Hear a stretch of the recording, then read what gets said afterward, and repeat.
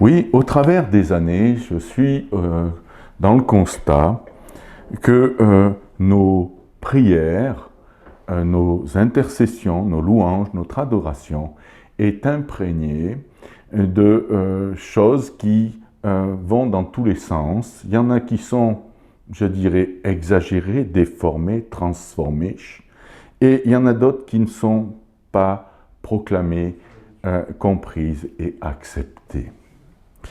On vit bien souvent au travers de nos sens et on oublie l'essentiel, les fondamentaux qui nous sont donnés de la part de Dieu par son esprit. Donc, quand j'ai reçu, je dirais, cette mini-étude, c'est parce que je me rendais compte que bien souvent dans les prières, il y avait des choses que l'on prononçait, mais qui n'avaient pas l'écho en nous. On se servait même parfois, c'est la double déviance, on se servait même parfois des paroles de Dieu pour amener l'émotionnel, et puis on se servait parfois de la parole de Dieu, mais il n'y avait pas la foi. Ce sont deux choses qui sont bien distinctes et qui sont à noter et qui sont fondamentales. Bien souvent, bien aimés, on est de ceux qui se laissent embarquer. Je vous répète ce que je disais un petit peu tout à l'heure dans le culte. Je vous répète que bien souvent, la louange et l'adoration est fondée sur un principe de musique, de rythme, d'harmonie, de sons divers et variés. Et on oublie fondamentalement les paroles que l'on prononce. Et pourtant, je répète ce que j'ai dit, l'homme, la foi vient de ce que l'on entend. Et ce que l'on entend, ce n'est pas la musique. Ce que l'on entend, c'est normalement la parole de Dieu. La musique est un élément qui est très intéressant et qui est, je dirais, nécessaire et que nous ne pouvons pas soustraire, puisqu'elle fait partie de la vie du temple. Ça fait partie de notre vie. Ce qu'il y a, c'est que ce qui a façonné le ciel et la terre, ce n'est pas la musique, c'est la parole de Dieu, c'est le Verbe. Et il faut donc apprendre, réapprendre, je n'ai pas peur de le dire, dans l'Église, il faut réapprendre à non pas se laisser bercer par les rythmes, par les harmonies, les sens féminins ou masculins de nos voix, de timbres, quoi que ce soit. C'est, vous savez, bien souvent on aime jouer sur le sensible double, le doux, pour pouvoir toucher les émotions. Bien sûr que les émotions font partie de notre vie. Nos émotions font partie de nos âmes et automatiquement, mais elles doivent être sanctifiées. Elles ne doivent pas gérer et conduire notre vie. Ce qui doit conduire et gérer notre vie, c'est les conseils avisés de Dieu. Quand je dis conseils avisés de Dieu, c'est pour moi sa parole. Et sa parole, c'est la vérité. Elle ne change pas, elle ne varie pas. Les rythmes changent. Regardez, moi je suis un ancien, je dirais des années 70, 80, j'ai été bercé par des rythmes de musique. Il y en a d'autres, c'était plutôt le bal musette ou les trucs comme ça, vous voyez, les accordéons, voilà. Mais il y en a d'autres, maintenant c'est le rap, c'est le soul, c'est tout ce que vous voulez. J'en sais rien, vous savez, moi je ne suis pas un technicien de la musique, et puis je vais vous dire quelque chose, je ne veux pas l'être, j'ai d'autres chats à fouetter, d'accord? Donc, mais on voit donc que les musiques changent au rythme de nos vies, mais les paroles, elles ne changent pas. Elle ne varie pas. Alors qu'un jeune se laisse envahir par la présence de Dieu sous un rythme de hip-hop, de tout ce que vous voulez, de rap, et qu'un vieux se laisse envahir dans la puissance de vie au travers de, je dirais, de musique un peu plus, je dirais, rock ou ainsi de suite, l'important, c'est pas ça. L'important, c'est ce qui va être proclamé et qui va être annoncé. Et bien souvent, on écoute certains cantiques et on y voit, je dirais, des fondements un petit peu déviés. Mais restons, je ne vais pas développer là-dessus, mais en tous les cas, que nos cantiques, que nos hymnes, que notre louange et notre adoration soient fondés et établis sur la parole de Dieu. Et c'est exactement pareil pour nos prières, nos adorations, que ce soit personnel, dans le secret de notre chambre. Il serait bon que beaucoup y reviennent, que nous y revenions promptement. Vous savez, être en mesure d'être dans l'intimité avec celui qui a façonné le ciel et la terre, je pense que c'est une grâce qui dépasse toute intelligence et toute sagesse. Donc, et apprenons dans cette intimité à ne pas nous présenter avec nos sens qui sont un petit peu déréglés, nos envies, nos souhaits, comme dans le collectif. Vous savez, moi j'aime prier avec les uns et les autres. C'est vrai que parfois c'est lourd, parfois c'est pesant, parfois c'est... Il y en a qui amènent une fraîcheur, il y en a d'autres qui sont un petit peu fatigués, mais ce n'est pas ça le problème. C'est qu'est-ce qui est prononcé? Qu'est-ce qui est dit? Qu'est-ce qui est souhaité?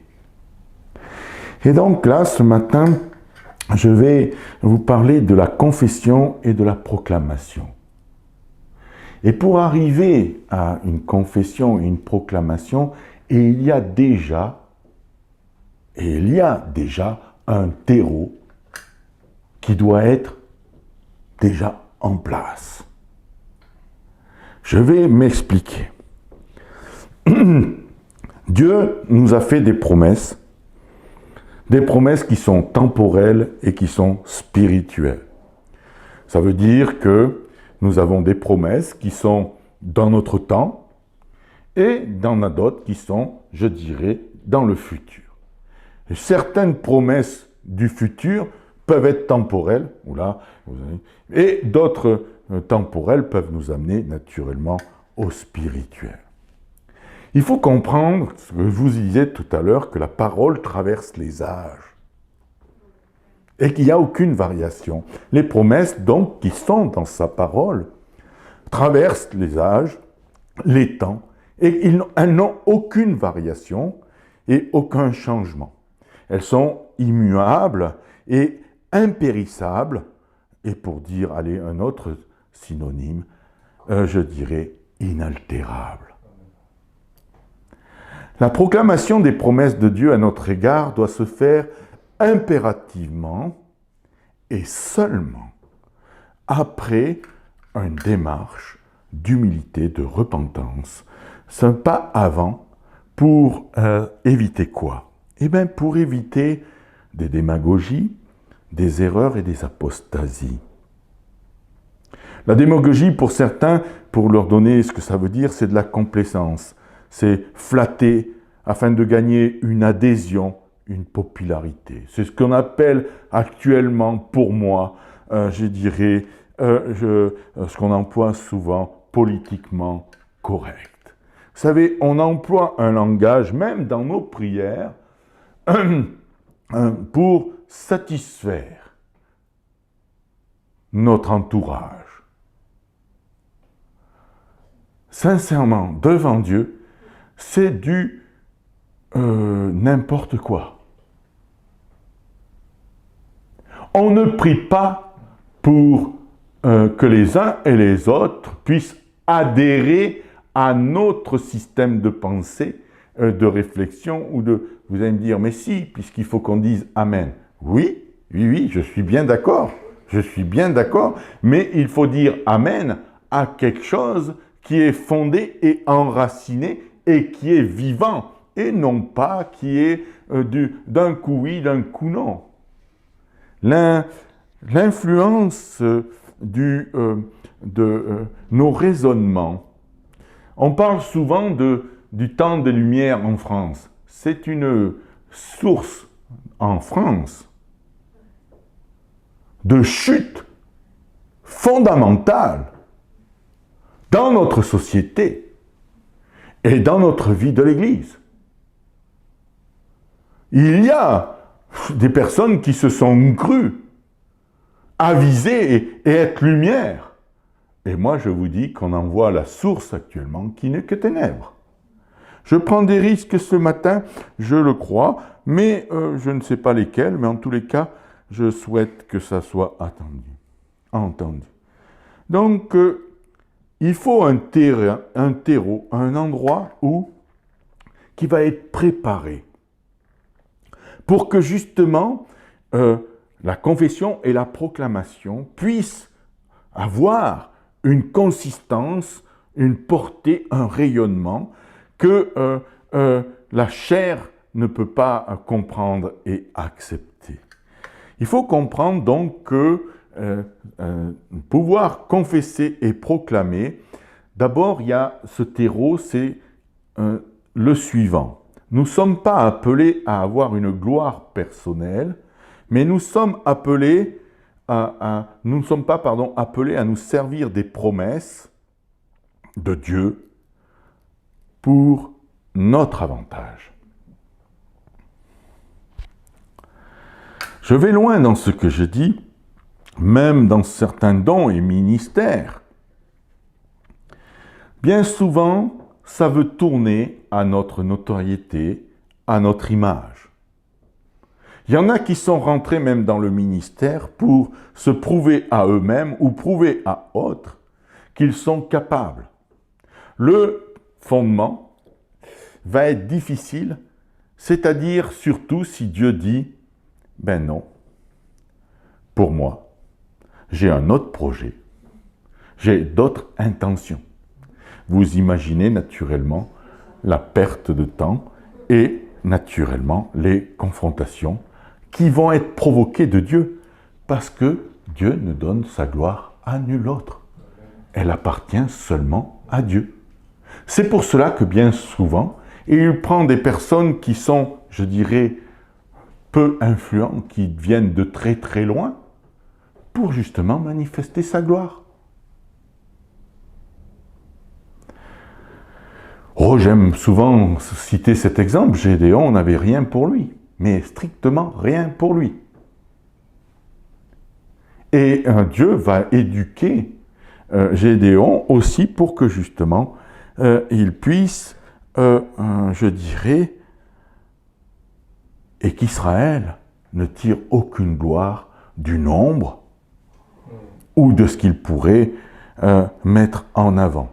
Dans Galates, quel est le terreau donc qui doit être mis en place? Quelle est cette terre qui doit être préparée pour que justement ce que va nous permettre dans nos confessions et dans nos proclamations en voir le fruit? Parce que le but de Dieu, c'est que, je vais y revenir tout à l'heure, c'est qu'il veut nous amener à nous saisir, à nous emparer de ce qui est immuable, qui n'a pas de changement, aucune variation, pour que ça puisse produire un fruit au travers de nos vies. Alors, il est obligé de préparer la terre pour que cette semence incorruptible puisse avoir sa portée et son but soit agi. C'est souvent, tu ne plantes pas, je dirais, un pommier pour qu'il porte des fraises. Pourtant, moi j'aime profondément les fraises et j'aimerais que beaucoup de pommiers portent des fraises. Comme ça, je pourrais me gaver. Mais la volonté de Dieu, ce n'est pas ça. En plus, ma femme prépare une chantilly, j'allais dire aux petits oignons, non, il n'y a pas d'oignons, mais une bonne petite chantilly qui va avec. Dieu va être obligé de préparer le terrain, et ce terrain-là va, au travers de notre vie, Dieu va faire une œuvre, c'est-à-dire l'humilité. Et il va provoquer en nous, au travers de cette humilité, une sanctification qui est indispensable au travers, naturellement, de la repentance et le reste. Dans Galates, donc, chapitre 6, verset 7, « Ne vous y trompez pas, on ne se rit pas de Dieu. Sans la sanctification, Nul ne peut être agréable et verra le Seigneur. On ne se moque pas de Dieu dans notre service et dans notre appel ou dans notre confession et proclamation. Et il faut que Dieu puisse faire porter un fruit à la gloire de son nom. Il est indispensable de noter que si nous sommes de ceux qui nous emparons des promesses de manière déréglée, nous retournons ce que Dieu a prononcé à nos propres gloires, si, naturellement, nous ne sommes pas de ceux qui sont dans l'humilité et, je dirais, dans un état de cœur pour que justement cette terre puisse porter du fruit abondant. 1 Thessaloniciens chapitre 4 verset 3, « Car la volonté de Dieu, c'est notre sanctification, que vous vous absteniez de la fornication. » Alors fornication, ça peut être de la chair, mais aussi spirituelle. D'accord? Pour moi, je vous le dis, c'est important, je base les deux choses, fornication, ça soit de la chair, mais aussi fornication spirituelle. Dans Hébreux chapitre 12, verset 14, « Je recherchais la paix avec tous et la sanctification, sans laquelle personne ne verra le Seigneur. » Et c'est des termes qui sont, je dirais, assez directs et incisifs, parce que il faut que justement, pour que les promesses et que nous puissions donc nous en emparer et nous puissions les proclamer, il faut donc que notre cœur et nos vies soient dans la sanctification. Comment vivre la sanctification? D'abord, c'est être dans sa lumière, sous ses projecteurs, et non dans les apparences. La sanctification, pour un rappel, c'est la purification, c'est rendre saint, consacrer, c'est mettre à part, se séparer dans un but majeur de communion avec lui, d'un service nouveau et d'une démonstration de vie nouvelle. Vous entendez bien? Je répète, un service nouveau et une démonstration de vie nouvelle. C'est-à-dire que les choses passées sont anciennes et que maintenant on rentre dans le nouveau. Nous sommes appelés à quoi? À aimer Dieu, à lui obéir, à le servir, à être à sa gloire, à être avec lui, à être en communion, à être complice avec lui. Pas pour nous satisfaire et se servir de lui pour notre gloire ou nos propres souhaits et désirs. Dieu a un projet, Dieu a des intentions, des promesses extraordinaires pour nous, c'est-à-dire qu'il veut mettre en place ce qu'il a prononcé, mais il faut que naturellement nous soyons de ceux qui sont sanctifiés, qui sont mis à part, qui se laissent mettre à part. Hébreux 9, 14, « Combien plus le sang du Christ qui, par un esprit éternel, s'est offert lui-même sans tache à Dieu, purifiera-t-il votre conscience des œuvres mortes, afin que vous serviez le Dieu vivant. Si le sang nous purifie de toutes nos œuvres mortes, il y a un nouveau destin qui en découle. Servir Dieu qui est vivant. Et si Dieu est vivant, c'est une réalité. On ne peut pas se permettre de faire dans le semblant. Et on ne doit pas. Il faut comprendre que le sang de Christ nous lave et nous purifie. Dans le seul souhait et but, c'est que les œuvres préparées d'avance pour nous, qui sont bonnes, puissent s'accomplir. Et non pas pour nous emparer de différentes promesses et paroles pour pouvoir aller dans notre sens. Dans Hébreux chapitre 12, verset 15, « Veillant à ce que personne ne se prive de la grâce de Dieu, à ce qu'aucune racine d'amertume poussant dehors ne vous trouble et que plusieurs n'en soient infectés. Sans la repentance, écoutez bien ça, et ça je vais me le répéter, sans la repentance, on se prive de la grâce de Dieu. On est poussé dehors. Et sa douce et on est poussé dehors de sa douce et sainte communion. Et cet état de non-repentant peut infecter les autres, toucher les autres. Pourquoi? Parce qu'on devient une terre qui porte un fruit, et ce fruit peut être mangé ou pas. C'est peut-être imagé, mais on a des exemples dans Genèse qui parlent aussi. Dans 1 Jean, chapitre 5, verset 6, « est venu avec de l'eau et du sang. Non avec de l'eau seulement, mais avec l'eau et avec le sang. » Dans 1 Jean, chapitre 1, verset 9, « Si nous confessons nos péchés, il est fidèle et juste pour nous les pardonner et pour nous purifier de toute iniquité. » L'eau témoigne dans les Écritures, et il y a différents symboles, mais dans les Écritures principalement, l'eau, témoigne de la purification du péché. Tandis que le sang témoigne du pardon du péché aussi. Et pardonner, c'est-à-dire oublier, remettre, répudier, ne pas garder plus longtemps, laisser à l'abandon, partir en avant, derrière soi, en laissant derrière soi, qui n'est plus un compagnon. Ça, le pardon, c'est-à-dire que on va bénéficier d'une chose, c'est que ce qui nous animait et pour lequel nous sommes pardonnés ne nous accompagne plus, n'est plus influent sur nous. C'est une chose extraordinaire de se savoir pardonner de Dieu. C'est-à-dire que notre histoire est terminée. Et il n'y a plus de compagnie, et il n'y a plus, c'est oublié, c'est répudié, ça n'a plus d'influence.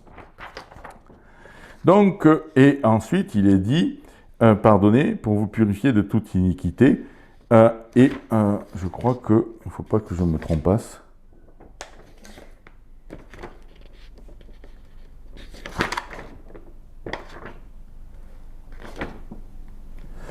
J'étais en train de me tromper. Donc voici.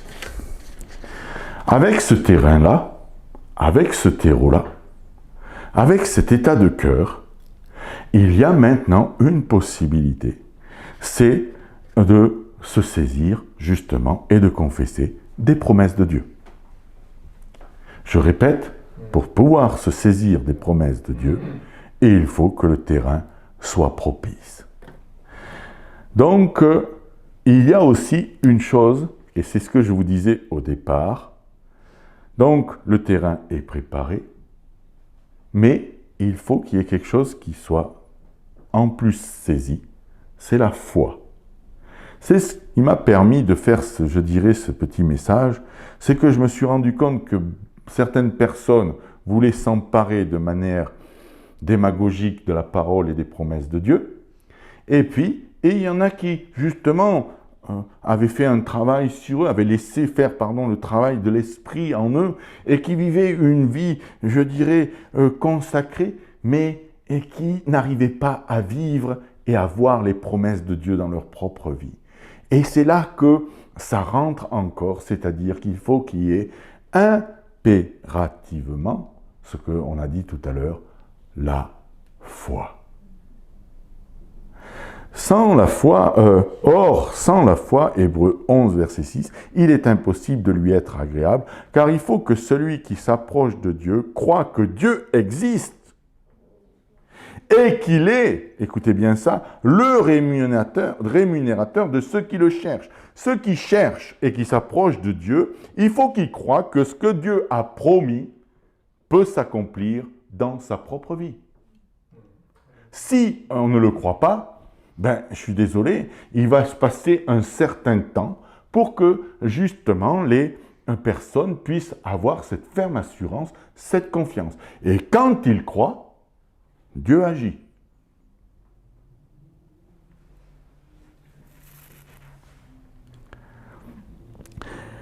Je pourrais vous montrer, j'ai moult promesses sur lesquelles je voudrais parler ce matin. Mais je vais en parler que sur une, seulement une. Les autres, elles se tiendront à votre disposition si je n'y reviens pas. Je vais parler d'un texte donc qui, pour moi, est très parlant ce matin et que j'ai reçu pour vous. C'est dans Ésaïe, 41, verset, 14 au verset 20. Ce passage dit ceci, « Ne crains point, vermisseau de Jacob, reste d'Israël. C'est moi qui t'aide, a dit l'Éternel, et ton Rédempteur est le Saint d'Israël. Verset 15, voici, je fais de toi une herse pointue, neuve, à 2 tranchants. Tu fouleras les montagnes et tu les broieras. Tu rendras les collines semblables à de la balle. Tu les vanneras et le vent les emportera et l'ouragan les dispersera. Mais toi, tu tressailleras de joie en l'Éternel. Tu te glorifieras dans le Saint d'Israël. Les malheureux et les pauvres qui cherchent des eaux et n'en trouvent point et leur langue est dévorée par la soif. Moi, l'Éternel, je les exaucerai. Moi, le Dieu d'Israël, je ne les abandonnerai point.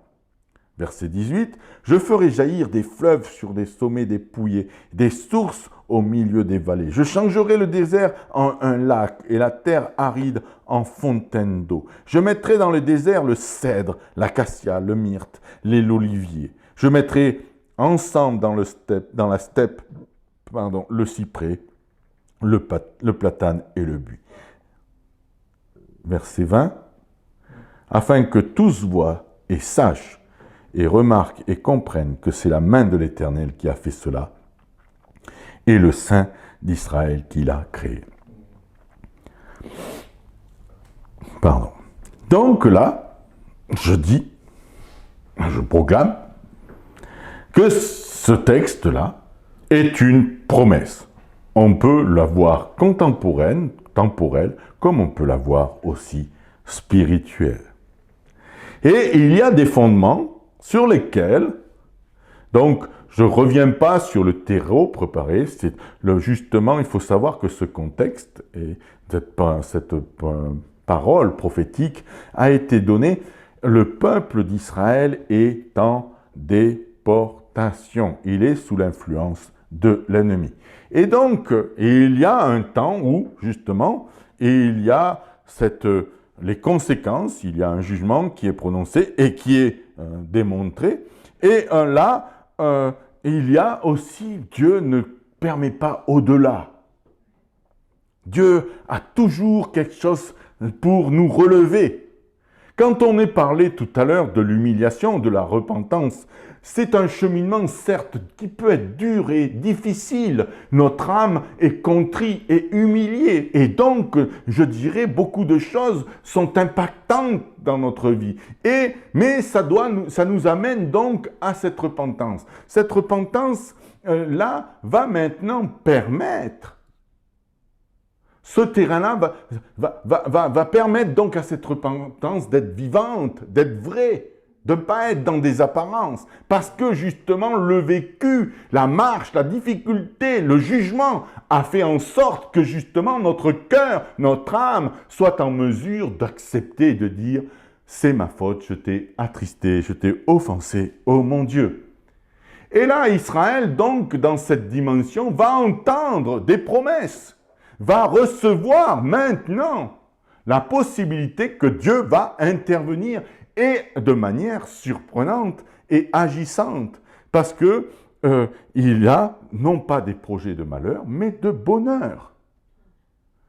Le projet de bonheur et non pas de malheur doit d'abord trouver un sens profond. C'est lui qui décide et c'est lui qui valide si nous sommes en mesure d'être à la tête et non pas à la queue.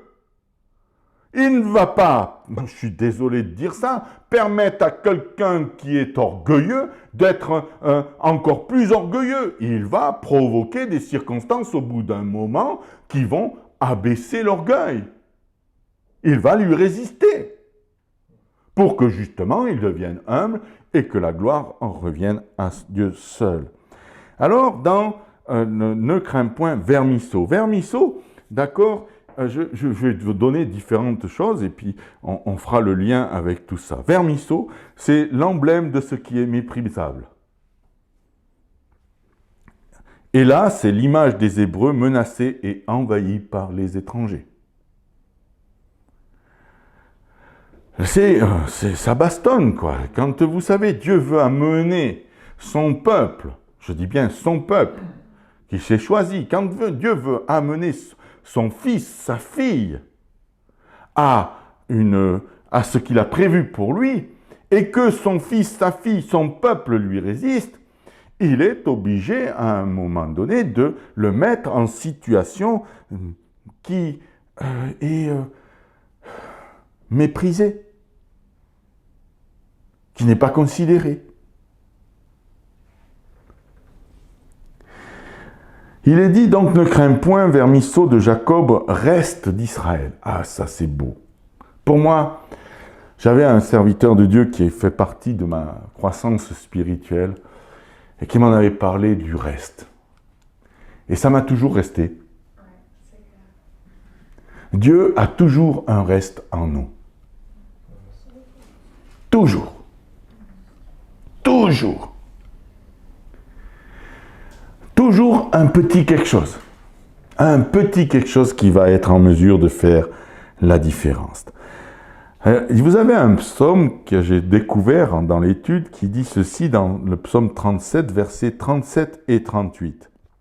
« Et il y a des restes pour le juste, et il n'y en a pas pour le méchant. Et il y a des restes, donc un reste pour les justes, pour le méchant, il n'y en a pas. » C'est fort, c'est puissant. On peut le mettre dans le temporel comme on peut le mettre dans le spirituel. Le juste sera dans la gloire céleste. Et comme le méchant ne pourra être que dans, je dirais, les tourments éternels. Ça parle pas beaucoup, soi-disant, ça n'a pas beaucoup de portée, mais c'est dans le temporel, il faut savoir que c'est aussi important. Dieu a toujours un petit quelque chose. Et c'est ce qui va faire la différence. Et il s'adresse à ce reste. C'est-à-dire, ce reste, c'est celui qui va être en mesure. Vous savez, le reste, comment on pourrait le voir dans le Nouveau Testament? Vous m'avez entendu prêcher sur, justement, quand Christ est venu, qui l'a reçu? C'est celui qui était dans le temple, qui avait reçu qu'il ne partirait que s'il voyait le Messie, le Sauveur.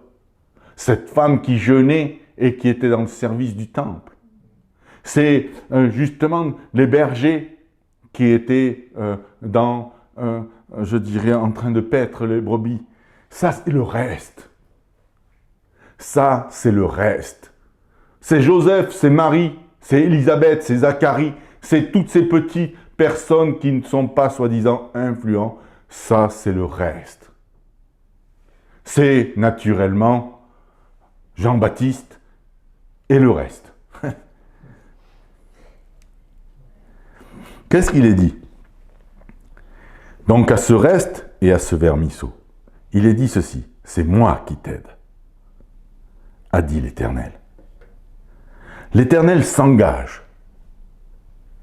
en disant qu'il vient à notre secours, nous assister, combattre pour nous, nous protéger.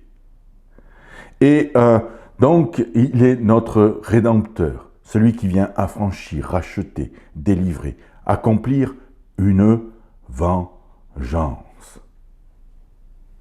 Dieu est venu accomplir une vengeance pour nous.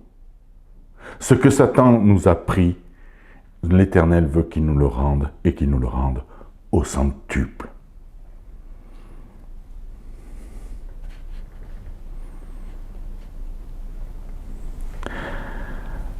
Dans le verset 15, il est dit « Voici, je fais de toi une herse pointue neuve à double tranchant. » Je vais m'arrêter là pour l'instant. Je fais de toi. Cela vient de celui qui l'a décidé, et rien ne peut arrêter. Sauf quoi?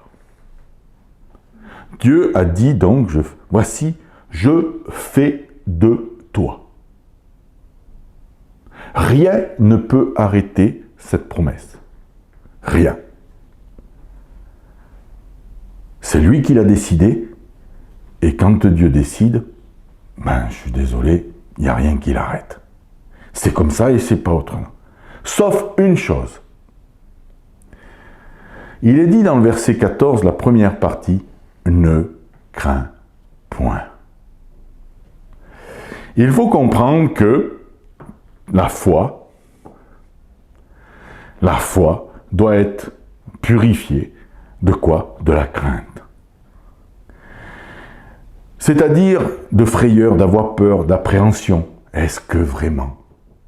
Pourquoi ça m'arrive et ainsi de suite. Vous savez, tout ce tourment, tous ces flots de pensées qui nous empêchent et qui nous nuisent à croire et à accepter « je fais de toi ».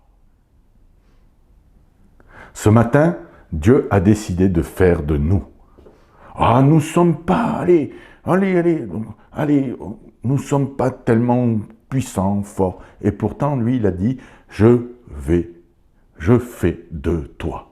C'est une promesse à saisir. Alors, une herse, parce que c'est ce qui est dit, hein, une herse, alors il y a plusieurs, je dirais, messages là-dessus, mais on va dire que c'est un instrument qui va créer la séparation, qui va faire un tri, qui va aplanir. C'est quand même puissant, hein? Une herse puissante, pointue, neuve, à double tranchant. Et donc tu fouleras les montagnes et tu les broieras et tu rendras les collines semblables à de la balle. Et là, montagne et collines, vous savez, dans les Écritures, il y a la montagne de Dieu, mais il y a aussi les montagnes et collines qui symbolisent quoi? Une autorité, une adversité, un obstacle, une principauté, et généralement qui se dresse toujours contre nous. Mais Dieu a décidé maintenant que je fais de toi celui qui va écraser, qui va broyer les montagnes, qui s'élèverait devant moi, car mon Dieu fait de moi cette arme puissante. C'est lui qui le fait, c'est lui qui l'a décidé. Et qui est capable de rendre les collines semblables à de la balle, c'est-à-dire qu'on sépare le grain de la paille. Et on jetait, je ne sais pas comment ça se faisait exactement, je ne suis pas un grand agriculteur, surtout dans ces temps-là, j'étais pas là. Donc on jette et c'est le vent qui sépare le grain et ça met la balle au large, au loin. Ça l'éparpille. Et il est dit, bien aimé, que là, c'est au travers du vent et de l'ouragan. Et donc, c'est des éléments que nous ne maîtrisons pas. Ça, c'est important. Pour moi, c'est très, très important. Je vais être un instrument, je vais agir, je vais faire en sorte que justement, ça soit éparpillé, que ça soit aplani, que ça soit, je dirais, séparé, que ça soit ôté. Mais après, c'est Dieu qui intervient au travers d'éléments qui nous dépassent pour justement faire cette séparation. Et moi j'aime ça parce que bien souvent on voudrait nous faire nos propres armes et trouver nos propres moyens. Ça dénote encore, je dirais, une sanctification nécessaire. Pour que la gloire de Dieu puisse se manifester, il va peut-être falloir que ça soit enlevé. C'est pas peut-être, il faut que ça soit enlevé. Ça, regardons cette promesse, tu les vanneras et le vent les emportera et l'ouragan les dispersera. Donc il va y avoir une intervention divine pour justement que ce qui a cherché à nous atteindre ces collines, ces autorités, ces principautés qui ont voulu nous faire mal, nous atteindre et nous diminuer, parfois qui ont été, je le répète, un instrument de justice de la part de Dieu nous concernant. Mais à un moment donné, il y a une fin à tout. Et donc là, eux, ils vont être dispersés, ils vont être poussés au gré du vent. Mais nous, ça doit nous amener et ça va nous amener. Mais toi, tu tressailleras de joie en l'Éternel, tu te glorifieras dans le Saint d'Israël. La gloire reviendra à l'Éternel. Vous comprenez pourquoi le terrain, le terreau, est fondamentalement nécessaire dans la sanctification, dans la repentance, dans l'humilité à l'égard de Dieu. Écoutez bien ça encore, puisque j'en ai pas fini, verset 17, il est dit, le malheureux, le pauvre. Et là, le malheureux, qui s'humilie, regardez bien, qui s'humilie, qui sait qu'il est dans la nécessité. Moi, j'aime les Écritures. Ma femme m'a vu revenir l'autre fois, j'ai dit, je m'éclate. Mais c'est vrai que la parole de Dieu, on s'éclate avec la parole de Dieu. Celui qui veut comprendre, moi le pauvre, c'est quoi? C'est quelqu'un qui, certes, n'a pas grand moyen. Non, non, là, dans les Écritures, qui sait qui est dans la nécessité. Pauvre devant Dieu, c'est-à-dire quelqu'un qui sait qu'il a besoin de l'intervention de Dieu.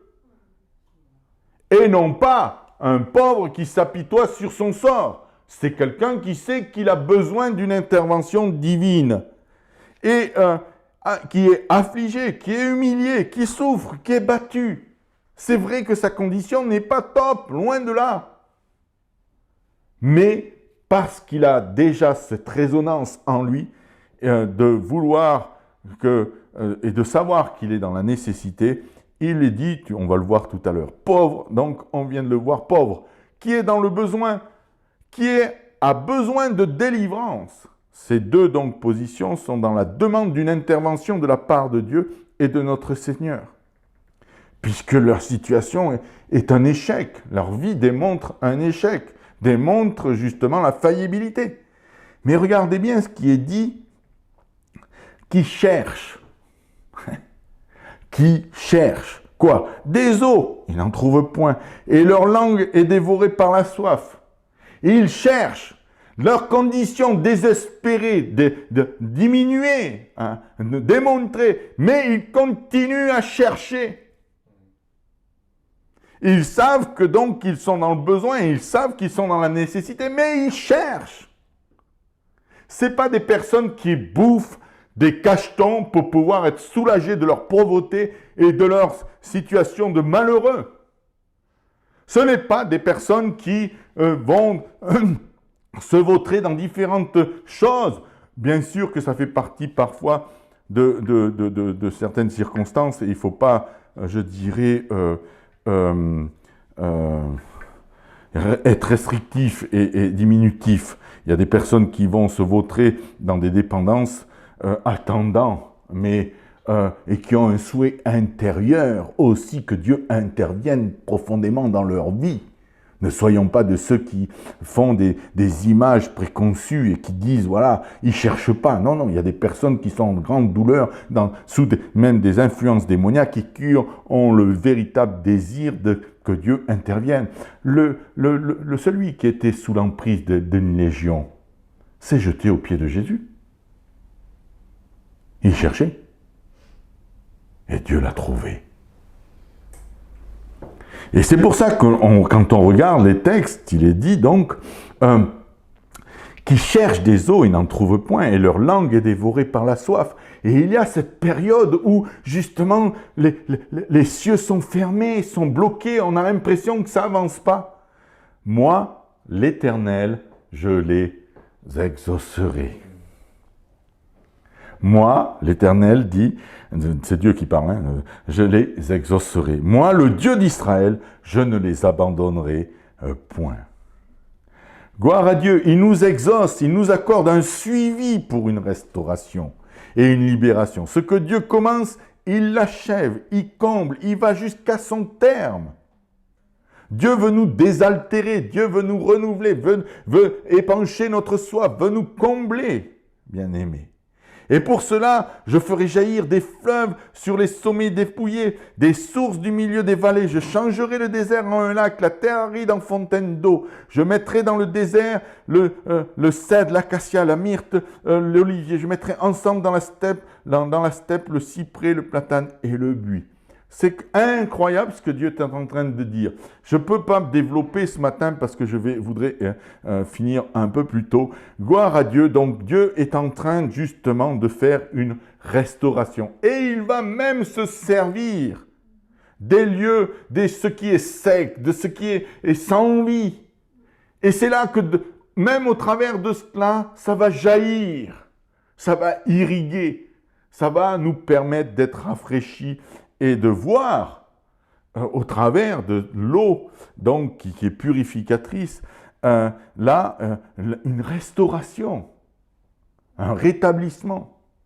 Et il va y avoir au travers de nos vies desséchées, déréglées, au travers des situations même, où soi-disant ça va rien faire, ça ne peut pas le faire.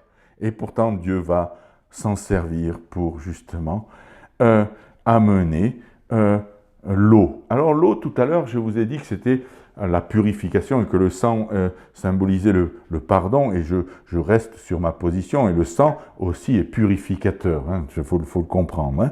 Hein. Du reste, l'eau et le sang sont mélangés pour, je dirais, mettre à part. Mais il faut aussi dire que l'eau, dans les Écritures, est le symbole du Saint-Esprit.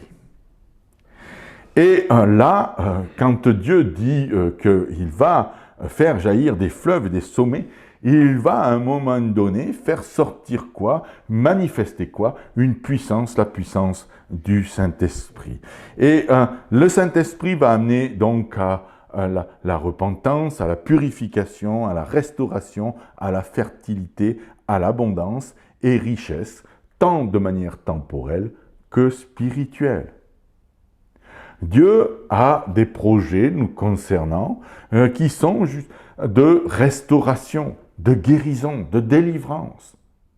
Nous avons et nous pouvons nous emparer de ces textes dans notre langage personnel devant Dieu, dire « Mais Seigneur, j'ai péché certes, mais j'ai besoin aussi, parce que je crains un peu, j'ai tellement honte, j'ai tellement pas d'assurance. J'ai même parfois l'impression, Dieu, que tu ne m'entends pas, que tu ne m'écoutes pas. Je n'ai pas l'impression que je suis réellement choisi, je suis réellement prédestiné. Quand il est parlé d'élection, c'est pour nous permettre de nous en emparer, de dire « mais je suis élu de Dieu ». Je suis choisi de Dieu. Ce n'est pas de faire une distinction entre ceux qui vont accepter ou pas. L'élection, c'est que justement, ça nous permet de dire « mais je suis élu de Dieu, je suis choisi de Dieu ». Tout homme peut rentrer à partir du moment où il fait ce qui est nécessaire et indispensable pour pouvoir en hériter.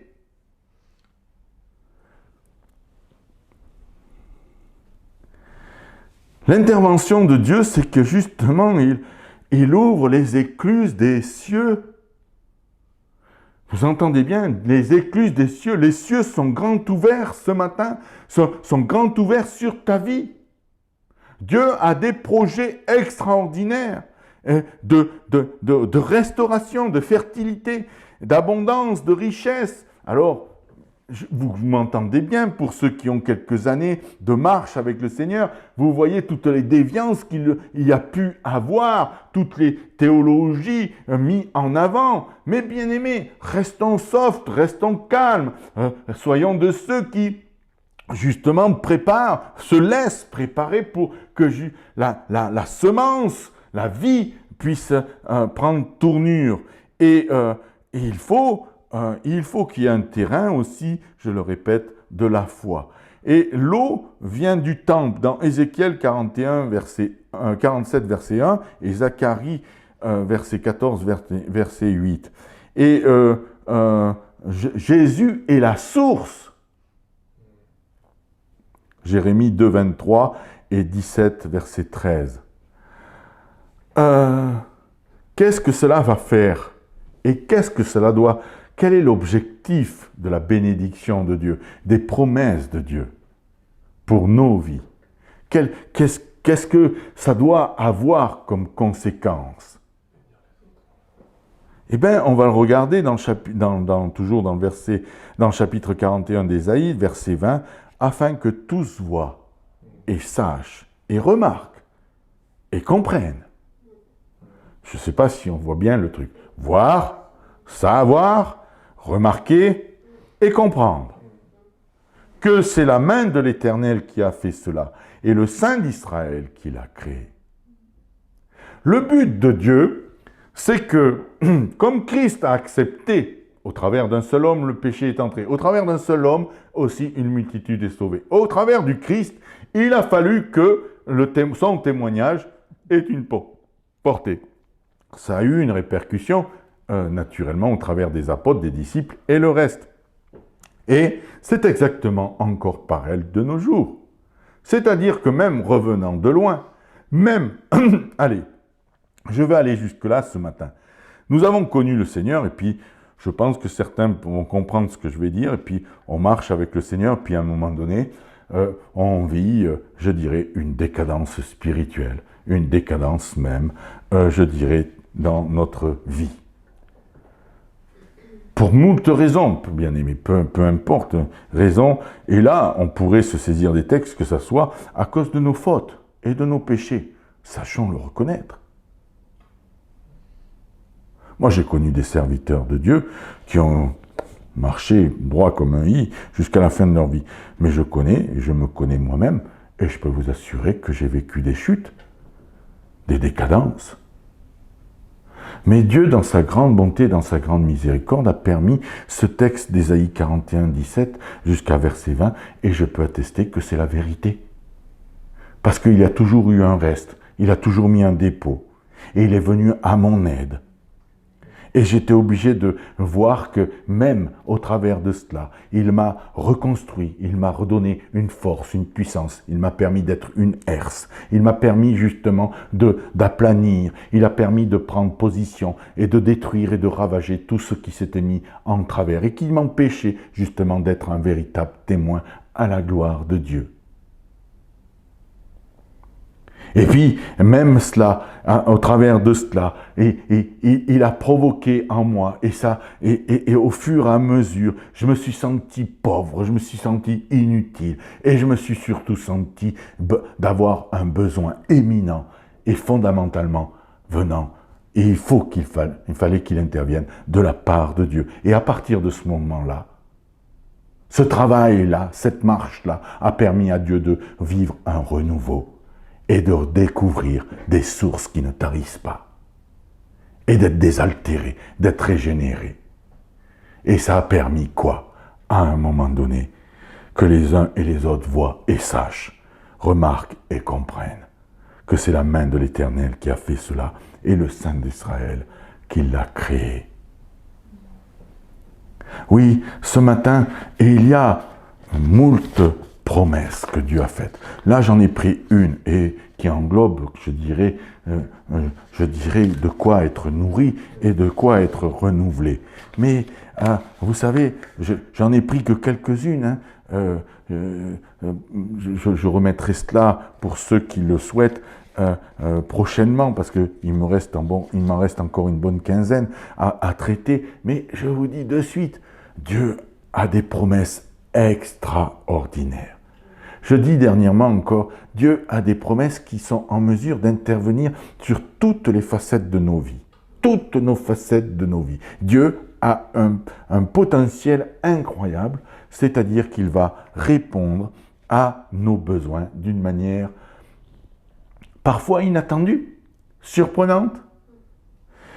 Mais pour pouvoir les voir s'accomplir, restons humbles, restons sobres, soyons de ceux qui se sanctifient, qui se sanctifient encore plus, et comme ça, nous les verrons se réaliser et s'accomplir. Bien souvent, il y a des promesses que l'on s'empare et on ne les voit pas s'accomplir. On va me dire, oui, ça va être le temps qui va faire la différence. J'aimerais que de temps en temps, le mot « temps », on le vire. Je crois que c'est autre chose qui doit être enlevé que le temps. Je ne sais pas si vous comprenez. Je crois qu'il y a parfois, pour que certaines promesses s'accomplissent, il faut que ôter ce qui l'empêche de se manifester et de se démontrer pour nos propres vies. Mais Dieu ne change pas. Dieu promet et Dieu veut le faire. c'est clair, net et précis. Dieu ne change pas. Dieu, son souhait, c'est de bénir. Regardez Israël qui est redevenu une nation en 1948.